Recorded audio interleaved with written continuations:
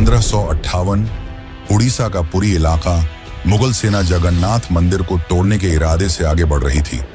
घोड़े सर पर दौड़ रहे थे, तलवारें चमक रही थीं, लेकिन जैसे ही सेना मुख्य गर्भगृह की ओर बढ़ी, एक अजीब सा तूफान उठा। सूरज की रोशनी अचानक गायब हो गई और चारों ओर अंधकार छा गया। फिर सैनिकों ने देखा कि मंदिर के अंदर से अब भाई आपको भी ऐसा कुछ सीन क्रिएट करना है तो पहले आप ये सीन देखिए। मैंने कितने विड्रॉल लिए हैं इस ऐप से। आपको भी इसका लिंक चाहिए तो कमेंट में लिख देना, कुछ भी लिख देना, मैं आपको लिंक भेज दूंगा। और यूट्यूब पर देख रहे हो आप ये वीडियो तो बायो में लिंक है, ज्वाइन जल्दी करो। फिर सैनिकों ने देखा कि मंदिर के अंदर से तेज रोशनी आ रही है और रोशनी के साथ एक भयानक और डरावनी चीज उनके पास आ रही है।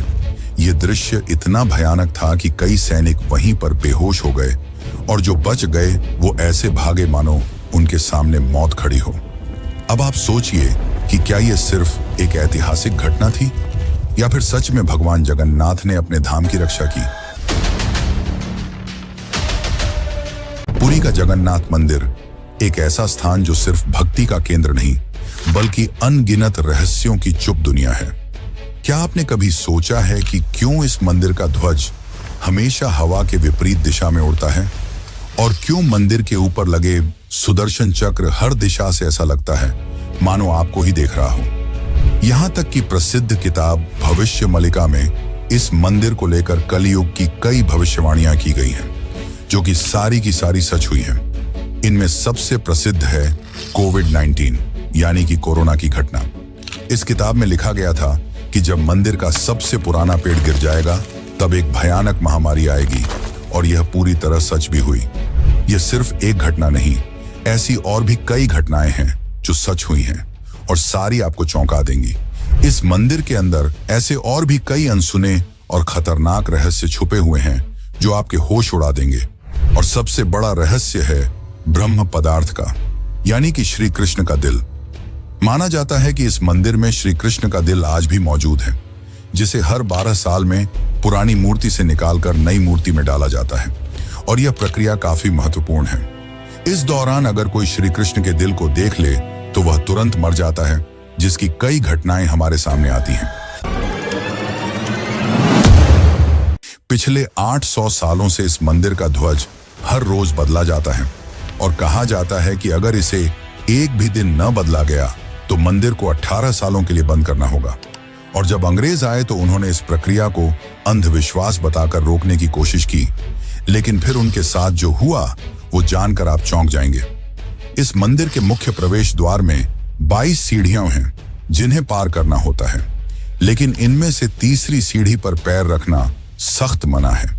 पर आखिर ऐसा क्यों है और क्या होगा यदि आपने तीसरी सीढ़ी पर पैर रख दिया?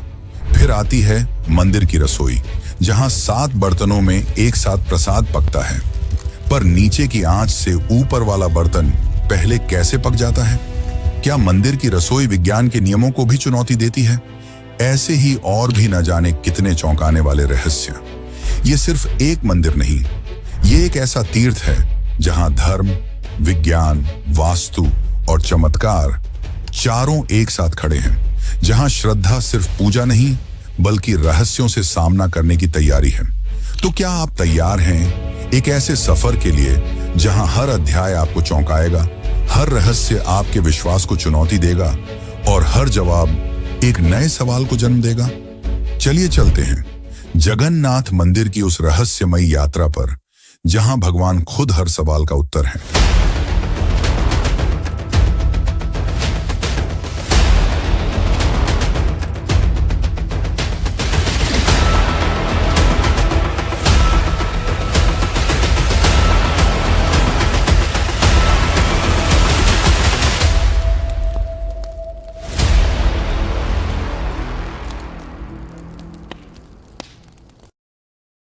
जून 2015 रात को घड़ी में 12 बजते ही पूरी शहर की बिजली काट दी गई। ये कोई साधारण बिजली कटौती नहीं थी।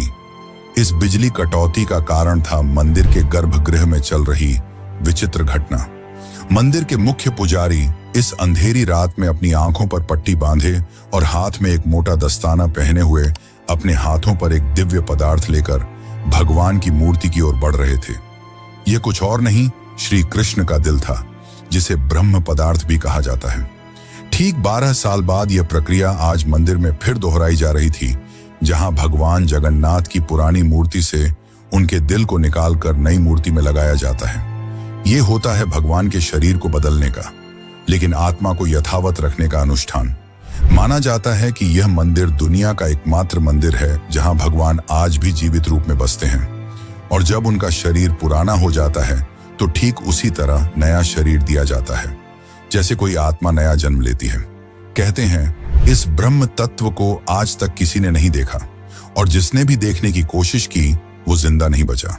नवकलेवर की रात जब पुरानी मूर्तियों से ब्रह्म तत्व निकालकर नई मूर्तियों में डाला जाता है, पुरी में कर्फ्यू जैसा माहौल बना दिया जाता है। पूरे शहर की बिजली काट दी जाती है, मंदिर को घोर अंधेरे में बंद कर दिया जाता है।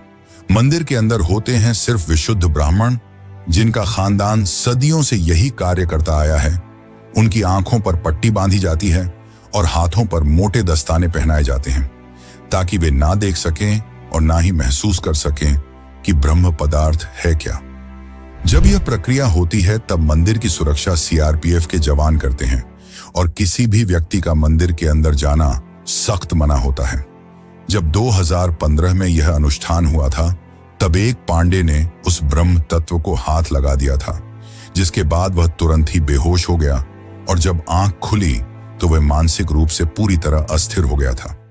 तो सवाल उठता है, ब्रह्म तत्व आखिर है क्या? क्या यह कोई दिव्य ऊर्जा है? क्या यह सिर्फ विश्वास है, या सच में कोई ऐसा अविनाशी पदार्थ मौजूद है जो युगों से युगों तक जीवित है? माना जाता है कि यह ब्रह्म पदार्थ काफी ज्यादा शक्तिशाली है, जिससे लगातार दिव्य ऊर्जा निकलती रहती है और हमेशा हल्का सा कंपन महसूस होता रहता है। प्रसिद्ध इंडियन आर्कियोलॉजिस्ट प्रवीण मोहन के हिसाब से श्री कृष्ण सिर्फ एक इंसान नहीं, बल्कि एक सुप्रीम बीइंग थे। उनके मुताबिक ब्रह्म पदार्थ, जिसे कृष्ण का दिल भी कहा जाता है, वह असल में एक आर्क रिएक्टर है, यानी कि एक ऐसा डिवाइस जो भयंकर स्तर की ऊर्जा उत्पन्न करता है। उन्होंने यह तक बताया कि क्यों जगन्नाथ की मूर्तियों को लकड़ी से बनाया जाता है। उनके अनुसार लकड़ी बिजली को कंडक्ट नहीं करती, जिस कारण वह ब्रह्म पदार्थ से निकलने वाली इलेक्ट्रोमैग्नेटिक एनर्जी को रोक लेती है। वैसे तो माना जाता है आज तक इसे किसी ने नहीं देखा है, पर आज से करीब 50 साल पहले एक व्यक्ति ने दावा किया था कि उसने इस हृदय को देखा है। उसने कहा कि हृदय चांदी की तरह तरल बह रहा था, और यही तरल लकड़ी को कमजोर कर देता है, जिस कारण हर 12 साल में मूर्तियों को बदलना पड़ता है। उस व्यक्ति ने यह तक कहा कि जब उस हृदय को प्रकाश में लाया गया तो वह चक्र की तरह घूमने लगा और जोर से कंपन करने लगा, यानी कि जब इस ब्रह्म पदार्थ को रोशनी मिलती है तो यह और भी ज्यादा सक्रिय हो जाता है, जो कि खतरनाक साबित हो सकता है, जिस कारण हर बार जब इसे पुरानी मूर्ति से नई मूर्ति में बदला जाता है तब पूरी शहर की बिजली काट दी जाती है। विज्ञान के लिए आज भी यह एक चौंकाने वाला रहस्य है जिसे कोई समझ नहीं पाया, लेकिन भक्तों के लिए यह उनके श्री कृष्ण है, उनका दिल है, जिस कारण हर दिन लाखों की तादाद में भक्त भगवान जगन्नाथ के दर्शन करने आते हैं। वैसे क्या आपको पता है कि जब श्री कृष्ण की मृत्यु हुई तब पांडवों ने उनके शरीर को जला दिया था, पर फिर कैसे उनका हृदय बच गया और वह पुरी तक कैसे पहुंचा? और इस भव्य मंदिर की रचना किसने की? आखिर कौन था जिसने बड़ी ही चमत्कारी तरीके से भगवान जगन्नाथ की मूर्ति बनाई? तो चलिए जानते हैं अब इस रहस्यमयी और रोचक घटना को, जो आपको इंटरनेट और किताबों में नहीं देखने को मिलेगी। लेकिन उससे पहले अगर आपको वीडियो अच्छी लग रही है तो इसे लाइक करके कमेंट में जय जगन्नाथ जरूर लिखें। आज से करीब 5000 साल पहले महाभारत युद्ध के पश्चात चारों तरफ केवल लाशें ही पड़ी थीं। लाखों पड़े शव और कौरवों के विनाश ने सबको झकझोर दिया। कौरवों की माता गांधारी ने इस विनाश का कारण श्री कृष्ण को बताया। उनके हिसाब से अगर श्री कृष्ण चाहते तो यह युद्ध होता ही नहीं, पर उन्होंने ऐसा नहीं किया, जिसके कारण क्रोधित होकर गांधारी ने कृष्ण को श्राप दिया, गिना, जिस प्रकार मेरे वंश का विनाश हुआ है ठीक उसी प्रकार तुम्हारे भी वंश का विनाश हो जाएगा। इस श्राप के 36 साल बाद जब एक दिन श्री कृष्ण जंगल में विश्राम कर रहे थे, तब एक शिकारी ने उन्हें हिरण समझकर उन पर तीर चला दी, और जैसे ही तीर श्री कृष्ण के पैरों पर जाके लगी, उन्होंने इस लोक को छोड़ दिया और मृत्यु को स्वीकार किया। और माना जाता है कि उनके मृत्यु के साथ ही पूरी द्वारका नगरी पानी में समा गई, जिससे उनका पूरा वंश समाप्त हो गया। माना जाता है कि जब शिकारी ने उन्हें गलती से मारा तो उसे बहुत पछतावा हुआ और उसने श्री कृष्ण से माफी मांगी, पर श्री कृष्ण ने बताया कि ये मेरे ही कर्मों का फल है। उन्होंने समझाते हुए कहा कि पिछले जन्म में तुम महान वानर राजा बाली थे, जिसे मैंने ही राम अवतार में छल से मार दिया था, और उसी कारण आज तुम मेरे मृत्यु का कारण बने। माना जाता है कि जब श्री कृष्ण की मृत्यु की खबर पांडवों को मिली तो उन्होंने पूरे रीति रिवाज से श्री कृष्ण का अंतिम संस्कार किया, और जब उनके शरीर को जलाया गया तो उनका पूरा शरीर पंचतत्वों में विलीन हो गया, परंतु उनका हृदय बच गया और जलने की बजाय और भी अधिक ऊर्जा से धड़कने लगा। इसी हृदय को बाद में ब्रह्म पदार्थ कहा गया। अर्जुन ने इस हृदय को लकड़ी के मंच पर रखकर नदी में बहा दिया। काफी लंबे समय तक बहने के बाद यह ब्रह्म पदार्थ उड़ीसा के समुद्र तट पर पहुंचा। उस समय उस तट पर सबरा जनजाति समुदाय के लोग रहा करते थे। उस जनजाति के मुखिया विश्ववसु ने जब इस ब्रह्म पदार्थ को देखा तो वे इसकी ऊर्जा और दिव्य प्रकाश से प्रभावित हो गए।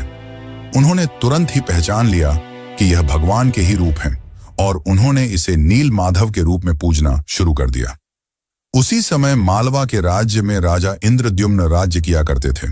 वे भगवान विष्णु के काफी बड़े भक्त थे। एक दिन उन्होंने नील माधव के दर्शन करने की इच्छा व्यक्त की और उन्हें ढूंढने लगे, और यही आगे चलकर जगन्नाथ के निर्माण की आधारशिला बनी। जैसा कि मैंने बताया, राजा इंद्रद्युम्न विष्णु के परम भक्त थे, और एक रात स्वयं भगवान विष्णु उनके सपने में आए और उन्हें कहा कि वे उनकी दिव्य मूर्ति नील माधव को ढूंढें और उनके लिए एक भव्य मंदिर का निर्माण करें।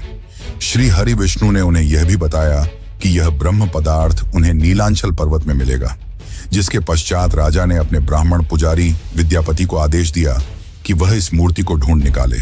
विद्यापति कई दिनों तक नीलांचल पर्वत के अलग हिस्सों में इसकी तलाश करते रहे, और तब जाकर अंत में उन्हें पता चला कि इस मूर्ति को आदिवासी मुखिया विश्ववसु ने एक गुफा में छुपा कर रखा है, और वे दिव्य रूप से उसकी पूजा करते हैं। जब विद्यापति ने इसके दर्शन करने की अनुमति मांगी, तब विश्ववसु ने यह कहकर मना कर दिया कि यह उनके जाति का निजी मामला है।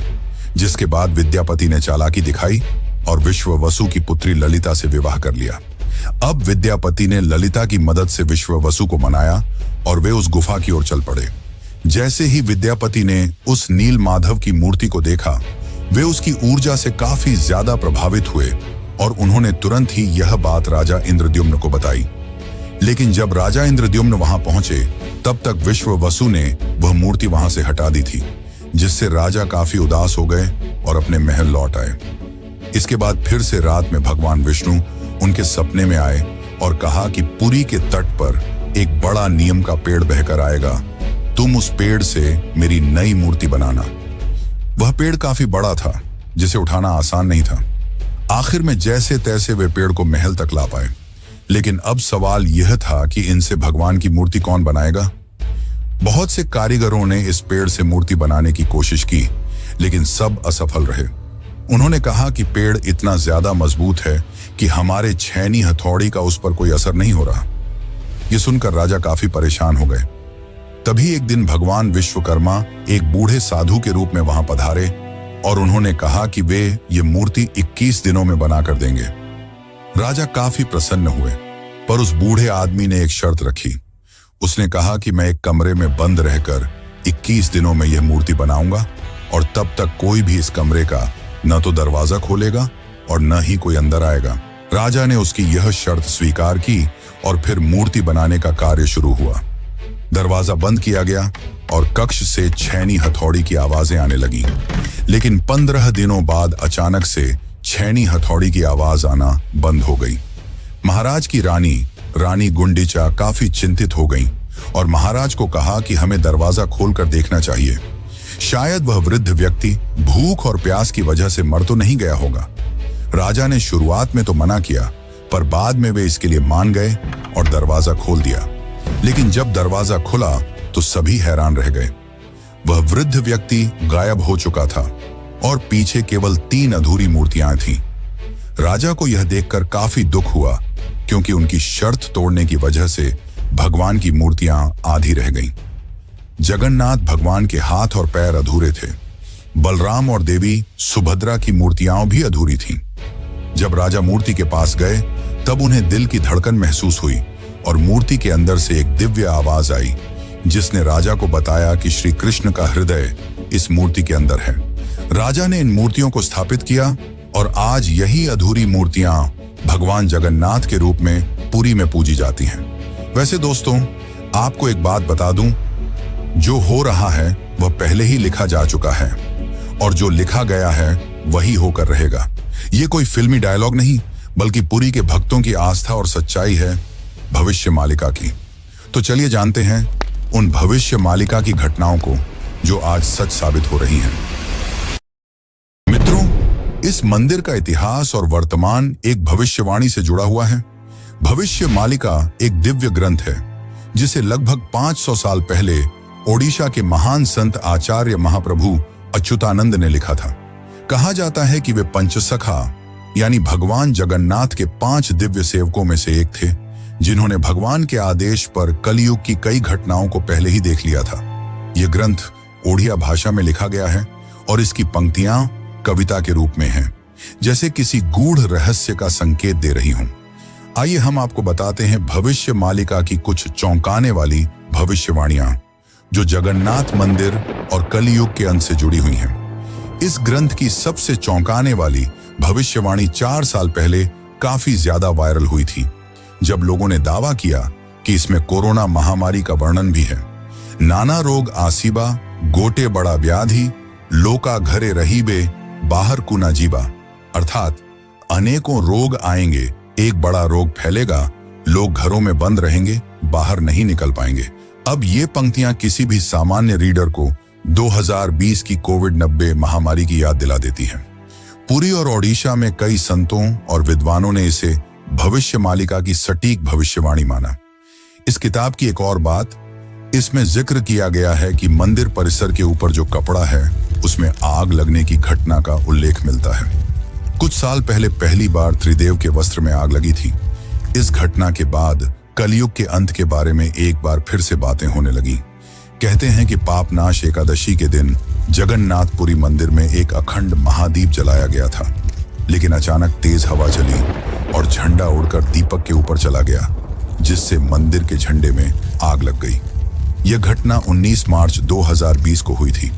कहा जाता है कि दूसरे मंदिरों की तरह जगन्नाथ मंदिर के गुंबद पर कभी कोई पक्षी नहीं बैठता और ना ही इस पर कोई प्लेन या हेलीकॉप्टर उड़ता है, लेकिन जुलाई 2020 के बाद से मंदिर के गुंबद पर गिद्ध, चील और बाज को देखा गया था। ये पक्षी मंदिर के गुंबद, स्तंभ और नील चक्र पर भी बैठे थे। ऐसे में दुनिया के महाविनाश की भविष्यवाणी एक बार फिर से चर्चा में आ गई थी।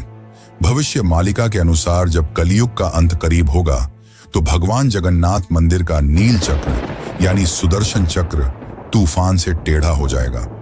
मई 2019 में समुद्री तूफान फानी के कारण यह विशालकाय चक्र टेढ़ा हो गया था। ऐसे ही और भी कई भविष्यवाणियां हैं जो सच हो चुकी हैं और कई प्रसिद्ध भविष्यवाणियां हैं जो आने वाले को लेकर की गई हैं। 3 रथ यात्राएं एक साथ रुकेंगी, नदियां उल्टी दिशा में बहेंगी, ब्रह्म तत्व मंदिर से गायब हो जाएगा और फिर में अंत में आएंगे भगवान के आखिरी अवतार कल की। अब दोस्तों, आप ही सोचिए कि क्या यह महज संयोग है या सच में आचार्य अच्युतानंद को भविष्यदर्शी शक्तियां प्राप्त थीं। अगर उन्होंने आज से सैकड़ों साल पहले ऐसी बातें लिख दी जो अब सच हो रही हैं, तो क्या हमें उनकी बाकी भविष्यवाणियों को भी गंभीरता से लेना चाहिए? भविष्य मालिका कोई साधारण ग्रंथ नहीं, बल्कि वो कायनात का रोड मैप है जिसे बस समझने की जरूरत है। वैसे आपकी जानकारी के लिए बता दूं कि सन 1558 में मुगल सेना ने मंदिर को तोड़ने की कोशिश की। फिर उनके साथ जो हुआ वो चौंकाने वाला था और इस घटना को पहले ही भविष्य मालिका में लिख दिया गया था। और साथ ही भविष्य मालिका में अंग्रेजों को लेकर भी ये कहा गया था कि गोरे आएंगे और मंदिर को बंद कराने की कोशिश करेंगे। तो चलिए अब जानते हैं कि जब मुगल सेना ने मंदिर पर आक्रमण किया तो क्या हुआ और कैसे ब्रिटिशर्स ने भक्तों की श्रद्धा को अंधविश्वास बताकर मंदिर को बंद करने की कोशिश की। लेकिन उससे पहले चैनल को सब्सक्राइब जरूर कर लें। यह आपके लिए तो फ्री है, पर इससे हमारी काफी मदद हो जाती है। सन 1558 उड़ीसा के पुरी इलाके में घना अंधकार छाया हुआ था, पर वो अंधकार आसमान में नहीं, लोगों के मन में था। क्योंकि इस बार कोई साधारण लुटेरा नहीं, मुगल सेना खुद मंदिर को गिराने के इरादे से आ रही थी।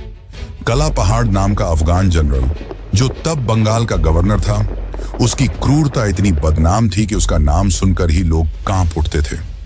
कहा जाता है कि वो सनातन धर्म और मंदिरों से विशेष नफरत रखता था। उस दिन उसकी फौज पूरी ताकत के साथ पुरी की ओर बढ़ी। घोड़े सर पर दौड़ रहे थे, तलवारें लहराई जा रही थीं और मंदिर की शांति में एक भयंकर आंधी की आहट आने लगी। जैसे ही सैनिक मुख्य गर्भगृह की ओर बढ़े, अचानक मौसम बदल गया। तेज हवाएं चलने लगीं, आकाश काला पड़ गया, सूरज की रोशनी एकदम गायब हो गई और मंदिर के चारों ओर एक रहस्यमयी घना अंधेरा छा गया। मंदिर के भीतर से एक चमकती हुई रोशनी निकली, जो किसी इंसान की नहीं थी। ये रोशनी जैसे ही बाहर आई, पूरा मैदान एकाएक शांत हो गया। सैनिकों में अफरा तफरी मच गई, कुछ बेहोश हो गए, कुछ उल्टा भागने लगे। बिना एक भी तलवार चले कला पहाड़ की पूरी फौज पीछे हट गई। आज भी पुरी की लोक कथाओं में यह कथा सुनाई जाती है कि जब भगवान की मर्यादा पर वार होता है तो वो खुद प्रकट होकर अपने धाम की रक्षा करते हैं। अब दूसरी घटना की बात करते हैं, जो है अंग्रेजों का विरोध और रथ यात्रा का संघर्ष।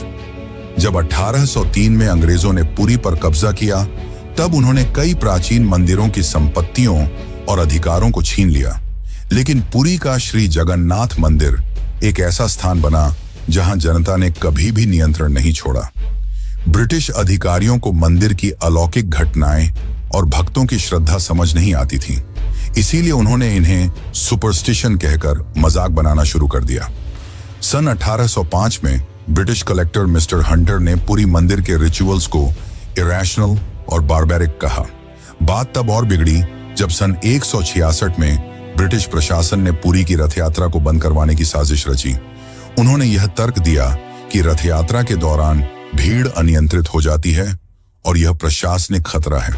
पर यह फैसला पूरे उड़ीसा में जन आंदोलन का कारण बन गया। लाखों लोग सड़कों पर उतर आए, मठों, आचार्यों और गांवों ने खुलकर विरोध किया। रथ यात्रा का रथ निर्माण कार्य लोगों ने खुद शुरू कर दिया, यह कहते हुए कि अगर भगवान नहीं चलेंगे तो हम भी नहीं चलेंगे। इस जनता के दबाव और आक्रोश के चलते ब्रिटिश सरकार को पीछे हटना पड़ा और 1964 में फिर से रथ यात्रा की अनुमति दी गई। इसके बाद अंग्रेजों ने कभी पुरी मंदिर के अंदरूनी मामलों में दखल नहीं दिया। अब चलिए आपको बताते हैं जगन्नाथ की तीसरी सीढ़ी का रहस्य, जिसे यमलोक का द्वार भी कहा जाता है। वैसे तो इस मंदिर में 22 सीढ़ियां हैं, पर सबसे खास है तीसरी सीढ़ी, क्योंकि इसमें पैर रखना उचित नहीं माना जाता। धार्मिक कथाओं के अनुसार इस तीसरी सीढ़ी को यमशिला कहा जाता है और कहा जाता है कि जो भी मनुष्य इस तीसरी सीढ़ी पर पैर रखता है, उसके पुण्य शून्य हो जाते हैं और उसे यमलोक जाना पड़ता है। दरअसल एक बार यमराज जी भगवान जगन्नाथ के पास पहुंचे और उनसे कहा कि भगवान, भक्त जैसे ही आपके दर्शन करते हैं उनके सारे पाप मिट जाते हैं, और अगर ऐसा ही चलता रहा तो सभी व्यक्ति जगन्नाथपुरी के दर्शन करके पापों से मुक्त हो जाएंगे, जिससे यमलोक में कोई नहीं आएगा। तब भगवान जगन्नाथ ने कहा कि तुम इस मंदिर की तीसरी सीढ़ी पर अपना स्थान ग्रहण कर लो, और जो भी इस मंदिर की तीसरी सीढ़ी पर पैर रखेगा उसके पुण्य शून्य हो जाएंगे और उसे यमलोक जाना पड़ेगा। और तभी से इस सीढ़ी को यमशिला कहा जाता है, क्योंकि इसमें यम का वास है। अब अगर हम पुरी मंदिर के ऊपर लगे सुदर्शन चक्र की बात करें तो देखने वालों ने यह दावा किया है कि इस सुदर्शन चक्र को आप मंदिर के किसी भी कोने से देखोगे तो ऐसा लगेगा मानो आपको ही देख रहा हो। मतलब इससे जिस भी दिशा से देखो ये सामने की ओर ही दिखता है। इसे आम भाषा में आर्टिफिशियल इल्यूजन कहा जाता है, पर यह आज भी विज्ञान के परे है कि कैसे इतने भारी चक्र को मंदिर के ऊपर लगाया गया और कैसे उस समय के लोगों ने यह आर्टिफिशियल इल्यूजन बनाया जिससे चक्र हमेशा सामने की ओर दिखता है। इसे आज भी विज्ञान नहीं समझ पाया, पर भक्तों के अनुसार यह श्री कृष्ण का चक्र है जिसे उन्होंने इस दुनिया की रक्षा के लिए इस मंदिर में स्थापित किया है। और भविष्य मालिका की एक और पंक्ति के हिसाब से जब यह मंदिर समुद्र के अंदर समा जाएगा तब कलयुग अपने अंतिम चरण पर होगा और तब आएंगे विष्णु के आखिरी अवतार कल्कि। अब जानते हैं पुरी के रसोई घर के बारे में। जगन्नाथ पुरी का रसोई घर दुनिया की सबसे बड़ी और सबसे रहस्यमयी रसोई है, जिसके अनोखे तथ्य और परंपरा भक्तों को आश्चर्यचकित कर देती है। और रसोई का सबसे बड़ा रहस्य यह है कि यहाँ भोजन 7 मिट्टी के बर्तनों में बनाया जाता है और हर एक बर्तन को एक के ऊपर एक रखा जाता है। और स्वाभाविक है कि सबसे नीचे के बर्तन में ज्यादा आंच आ रही है तो उसे सबसे पहले पकना चाहिए, लेकिन पुरी में ऐसा नहीं होता। ये चौंकाने वाली बात है कि 7 बर्तनों में जो सबसे ऊपर होता है उसका खाना पहले पकता है, जो विज्ञान के सारे तथ्यों को गलत साबित करता है। यहाँ भोजन बनाने का कार्य केवल सेवायत ब्राह्मणों द्वारा किया जाता है और किसी भी बाहरी व्यक्ति को इसमें प्रवेश की अनुमति नहीं होती। इस पवित्र रसोई में किसी प्रकार के आधुनिक ईंधन या गैस का उपयोग नहीं किया जाता, बल्कि केवल लकड़ी के चूल्हे पर पारंपरिक विधि से प्रसाद बनाया जाता है। पूरी मंदिर में रोजाना लगभग 50,000 से 2 लाख लोगों तक को महाप्रसाद बांटा जाता है। लेकिन चमत्कार देखो, कभी भी खाना बर्बाद नहीं होता और कभी भी कम नहीं पड़ता। मान्यता है कि मां लक्ष्मी स्वयं प्रतिदिन रसोई में आती हैं और रसोई के सेवकों को अंतः प्रेरणा देती हैं कि आज कितनों के लिए प्रसाद तैयार करना है। यह सिर्फ परंपरा नहीं, सदियों से चलती लीला है जिसे आज तक कोई इंसानी गणित नहीं समझ पाया। एक और चौंकाने वाली बात तो यह है कि इतने बड़े किचन में जहां 500 से ज्यादा रसोई और सेवक काम करते हैं, जहां हर दिन सैकड़ों क्विंटल अनाज, सब्जियां और मसाले इस्तेमाल होते हैं, वहां न कोई बदबू होती है न ही कोई मक्खी। कहा जाता है कि यह अग्निदेव और माता लक्ष्मी की कृपा है जो इस रसोई को हर प्रकार की अशुद्धि से दूर रखती है। 18वीं सदी में मराठा शासनकाल के दौरान एक बार एक अधिकारी ने रसोई के चमत्कार को अंधविश्वास बताते हुए जानबूझकर बर्तनों की संख्या बदलने का आदेश दिया। लेकिन इसके बावजूद उस दिन भी पुरी में महाप्रसाद एकदम सटीक बना, न एक दाना कम न एक दाना ज्यादा। इसके बाद अधिकारी ने रसोई में दोबारा हस्तक्षेप न करने की कसम खा ली। वैसे तो दोस्तों, ऐसे और भी कई चौंकाने वाले रहस्य हैं, पर उन्हें एक ही वीडियो में बता पाना नामुमकिन है। इसलिए चलिए चलते हैं आखिरी अध्याय की ओर।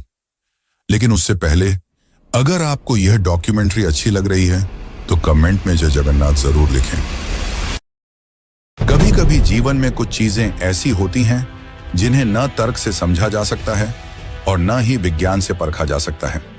पुरी के श्री जगन्नाथ मंदिर का हर पत्थर, हर कोना हमें एक ऐसी दुनिया में ले जाता है जहां भक्ति और बुद्धि, विज्ञान और विश्वास, संघर्ष और समाधान सब एक साथ चलते हैं। जगन्नाथ केवल भगवान नहीं, एक चेतना है जो हमें यह सिखाते हैं कि जब विज्ञान चुप हो जाए तो श्रद्धा बोलती है। तो अब सवाल यह है, क्या यह सब केवल संयोग है या कहीं ना कहीं कोई ऐसी शक्ति है जो इन सबको संचालित कर रही है? आप क्या मानते हैं? क्या आपने कभी इन रहस्यों को खुद महसूस किया है? अगर हाँ, तो यह वीडियो सिर्फ जानकारी नहीं बल्कि आपकी अपनी यात्रा है, श्रद्धा से रहस्य तक। और ऐसी ही एक यात्रा है केदारनाथ धाम की, जो जगन्नाथ की तरह ही 4 धामों में से एक है। और अगर आप केदारनाथ धाम की यात्रा पर चलना चाहते हैं तो यह वीडियो जरूर देखें। धन्यवाद।